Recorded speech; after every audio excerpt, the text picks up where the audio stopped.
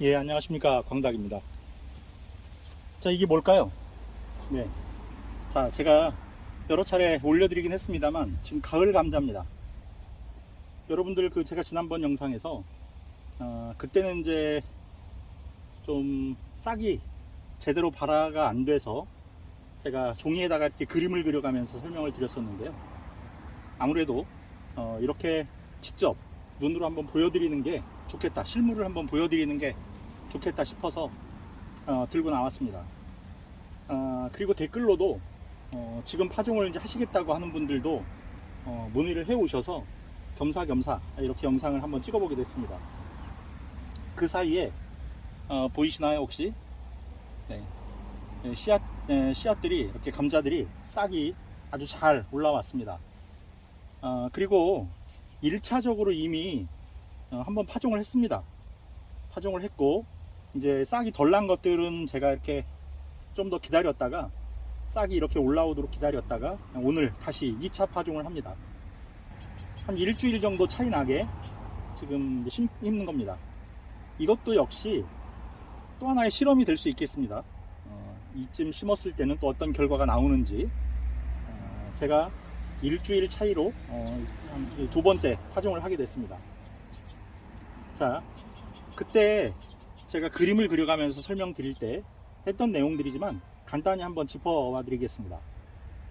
지금 저는 이제 이 공간이 보통 이게 가을 재배가 아니고 봄 재배라고 가정을 한다면 여기에 제가 심게 되면 6개에서 많이 심어야 8개까지 심을 수 있을 것 같습니다.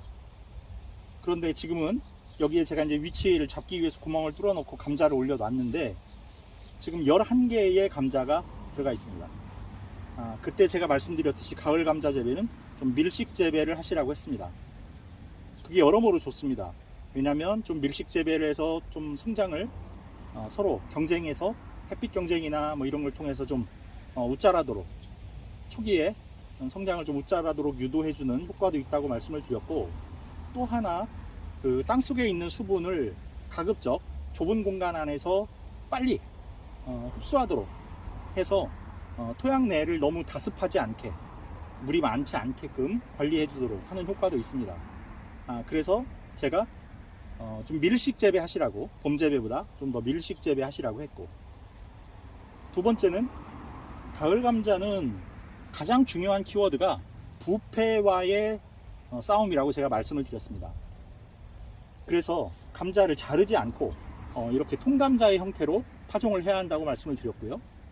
이걸 자르게 되면 거기 상처 부위로 균이 침입을 해서 썩게 될 확률이 있기 때문에 가급적이 아닙니다. 이건 절대적으로 자르지 않고 파종하시는 게 좋습니다. 다음, 또 하나 부패를 막아주기 위한 조치로 깊이 심지 말라고 말씀을 드렸습니다. 자, 한번 심어 보겠습니다.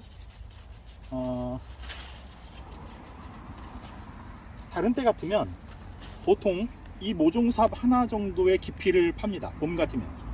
그래서 이 정도의 감자를 놓게 되면 여기 위에 이 정도의 공간이 남게 되죠. 그 정도 깊이로 심었습니다. 그런데 이제 위에 한 5cm 미만으로 5cm 미만으로 흙을 복토를 하셔서, 만약에 뭐 한 2, 3cm로 했다, 괜찮습니다.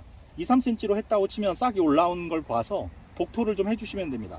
그러니까 깊이 심지 않아서 너무 안에가 습하지 않도록, 그리고 싹이 빨리 지상으로 나타날 수 있도록 그렇게 해주셔야 한다고 했습니다.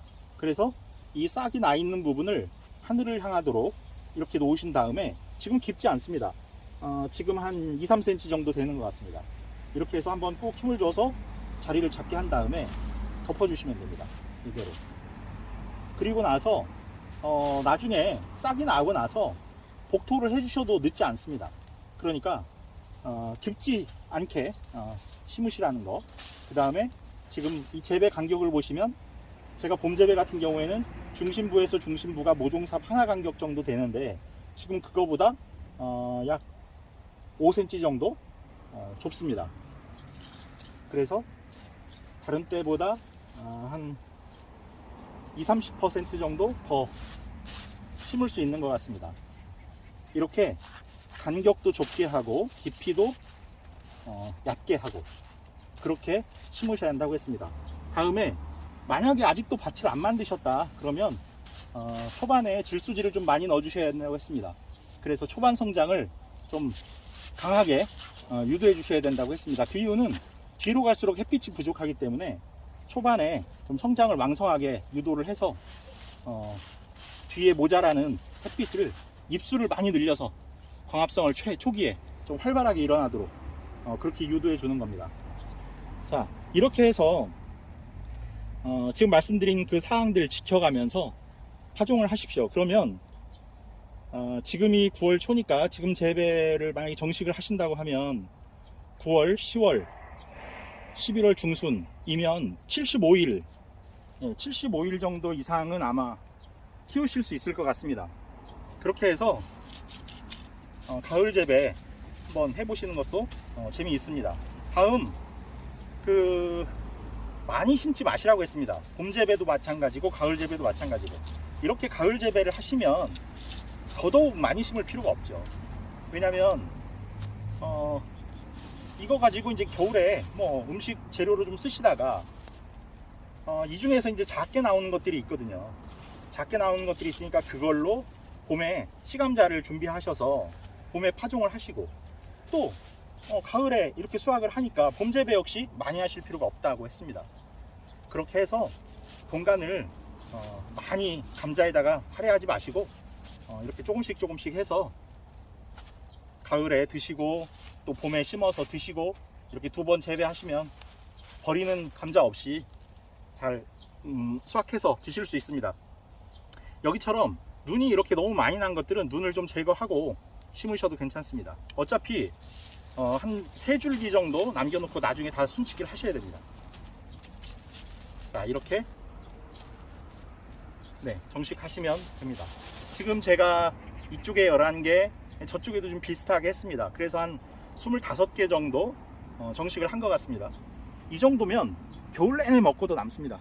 자, 그러니까 여러분들 이렇게 정식하셔서 감자의 가을 재배에 소소한 재미 한번 느껴보시기 바라겠습니다.